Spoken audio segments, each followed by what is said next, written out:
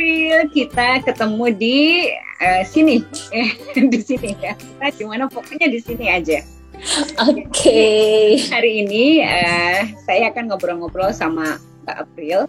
Siapa dia? Nah, ayo Mbak April, kenalin dirimu. Siapakah dirimu? Hai, Assalamualaikum warahmatullahi wabarakatuh. Hari ini Senin tanggal 24 Januari 2022 kita ketemu dengan Teh Rika di acara Zoom yang private ini. Saya Aprilia Indah Puspitasari, biasa dipanggil dengan April.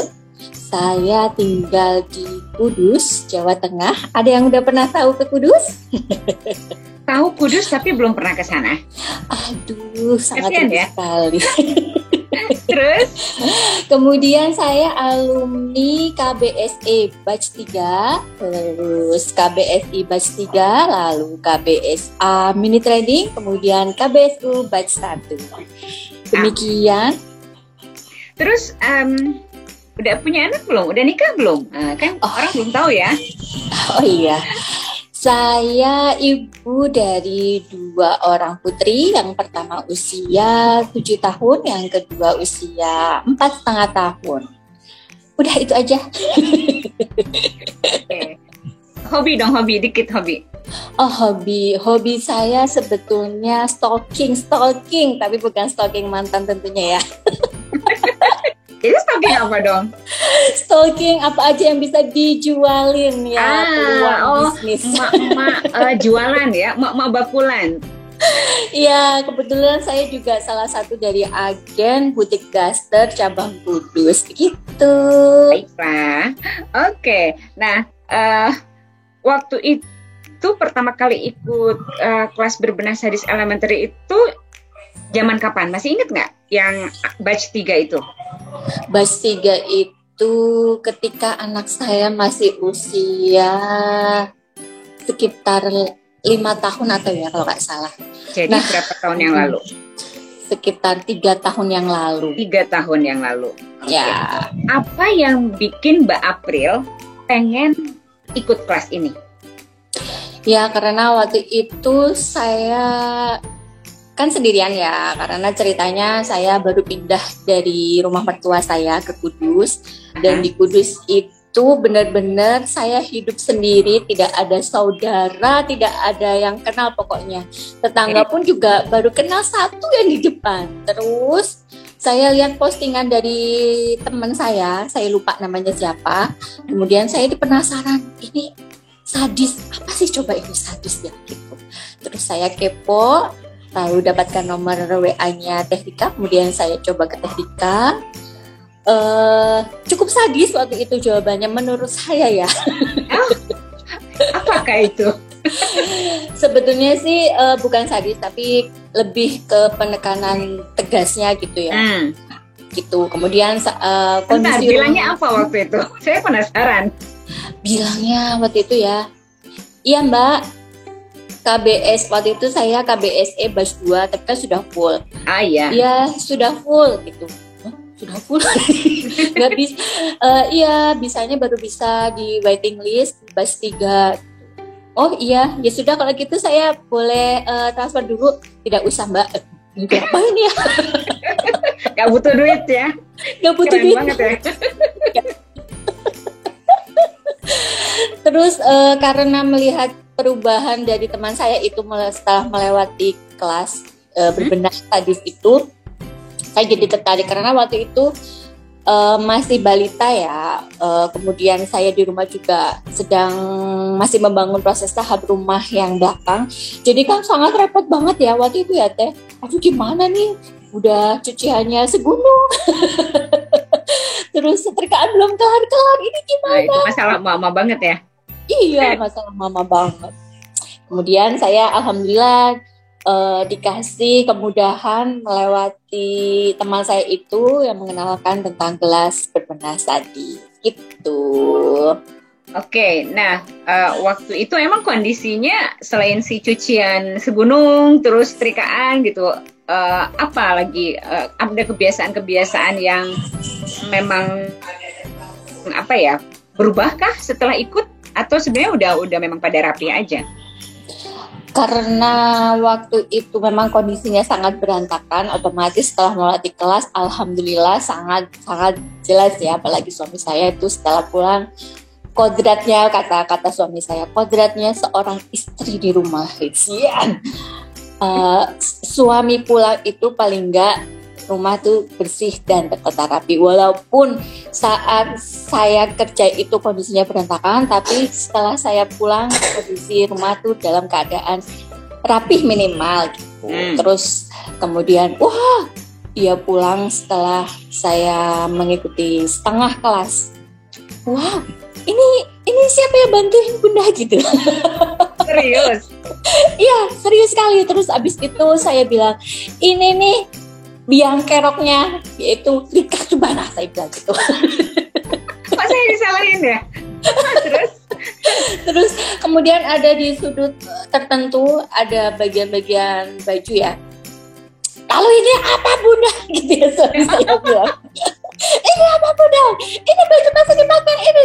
Jadi semua sudah saya rapikan, dipilih-pilih itu, kemudian dipilih lagi sama suami saya. Ini tuh masih dipakai, masih dipakai. Oh, yang hasil sortir gitu. Yang udah nggak mau dipakai, itu diambil lagi sama suami Mbak April. Kenapa? Ya, karena dia menganggap bahwa itu masih layak dipakai. Kemudian saya sampaikan ke suami saya, coba yang ini yang sudah dipilih sama suami saya itu ya, mau dimasukkan lagi ke lemari.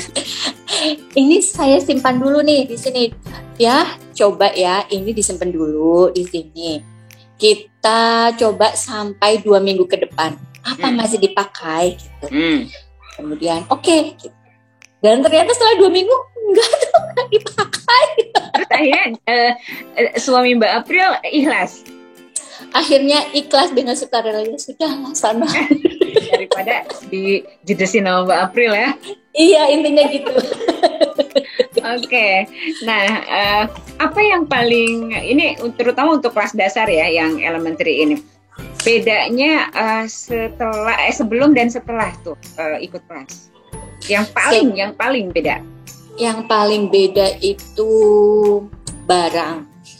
Barang biasanya saya simpan sembarangan ya. Kalau misalnya contoh kecil, kunci motor atau gunting kuku. Ini biasanya tergeletak yang ada di lemari lah, yang ada di meja makan lah, ada di lemari piring di ujung sana. Ini kenapa nggak punya rumah gitu ya? Kasian banget ya. Kasihan banget, mereka tercerai-berai. Nah, setelah mengikuti kelas ini ternyata ada rumahnya sendiri-sendiri tuh. Nah, jadi suami saya nggak yang langsung, Bunda, kunci di mana?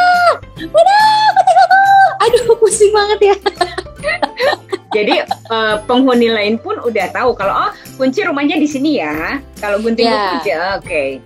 Yes, jadi lebih teratur juga. Iya betul, lebih teratur. Sampai anak kecil saya itu yang waktu itu Naira masih sekitar umur 5 tahun atau 4 tahun itu tahu tempatnya di mana. Jadi kalau misalnya suami saya bilang, Bunda, kunci di mana ya? Dia waktu itu masih kecil-kecil. Ayah, di sini kunci gitu. Oh, keren ya. Ya Allah ya. Oke. Nah, pembelajaran terbesar setelah ikut, kan Mbak April udah ikut sampai kelas berbenah sadis ultimate ya. Ini pembelajaran terbesarnya nih, apa dari semua kelas yang diikuti di kelas berbenah sadis ini? Pembelajaran terbesarnya. Pembelajaran terbesar saya sebetulnya satu, niat. Kalau kita tidak niat, apapun itu di luar konteks dari kelas berbenah ya. Kalau misalnya kita belajar tapi kita tidak niat, tetap aja nggak jadi. Itu ya, satu tentang niat. Kemudian yang kedua, usaha. Kita udah niat nih, tapi kok kita nggak pernah usaha. Apa itu? Kayaknya nggak pernah bakal terjadi ya apa yang kita impikan. Kemudian yang terakhir itu memang benar apa yang dikatakan Teh Rika, itu doa. Doa itu sesuatu hal yang sangat-sangat ajaib menurut saya. Yaitu sangat-sangat ajaib karena doa dan restu itu yang luar biasa. Kalau misalnya mereka tidak memberikan restu, pasti tidak akan bakal terjadi ya gitu ya Teh Rika ya. Iya, benar banget. Oke. Terus kemudian menurut Mbak April nih, apa sih bedanya? Kan sekarang tuh banyak banget ya kelas-kelas online. Mau itu yang lokal gitu ya, versi bahasa Indonesia, ada juga yang memang kelas online dari luar pun banyak banget gitu. Bahkan kalau saya lagi scrolling di FB ini, itu ada aja yang iklan-iklan, ya memang mereka ini kan pasang iklan di FB, dan itu muncul di timeline saya kelas-kelas online yang menawarkan. Saya nggak tahu di timeline-nya Mbak April, tapi kalaupun itu nggak muncul di timeline-nya Mbak April, memang banyak sekali kelas-kelas online yang ada saat ini. Nah, apa bedanya menurut Mbak April nih? Apa perbedaan yang paling mendasar antara kelas berbenah sadis dengan kelas-kelas online lainnya? Oke, yang pertama dari sisi iklan. Sisi iklan dari mungkin yang saya pernah tahu, kelas berbenah sadis ini ciri khasnya adalah sadisnya. Di sini orang-orang akan tertarik karena apa sih ini kok sadis gitu ya. Ternyata sadis itu adalah akronim dari sangat disiplin. Itu yang pertama. Kemudian yang kedua adalah ternyata top mentornya itu sangat nggak senonoh.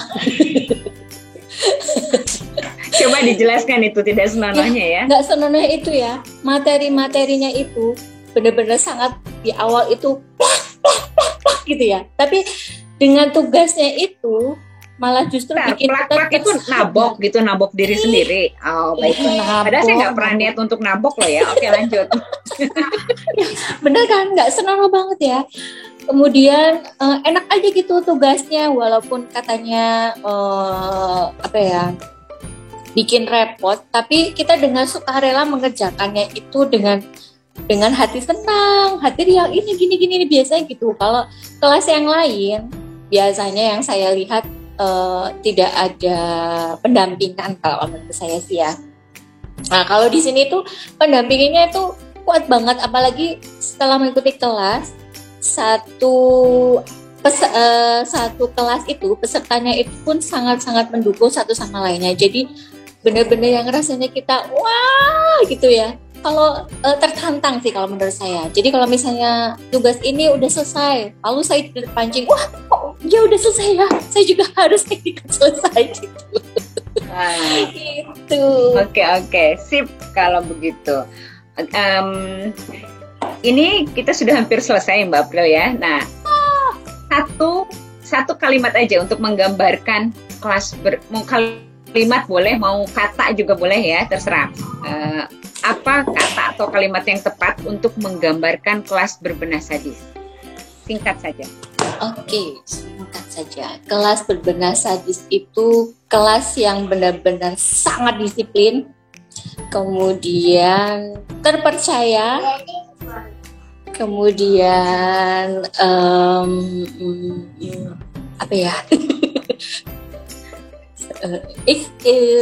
kalau nggak dikerjakan sekarang, kapan lagi? Gitu. Oke. Sip kalau begitu. Terima kasih banyak Mbak April ya. Waktunya sudah ngobrol-ngobrol dengan saya. Dan mudah-mudahan di lain kesempatan kita akan jumpa lagi. Oke, thank you. Assalamualaikum. Waalaikumsalam warahmatullahi wabarakatuh.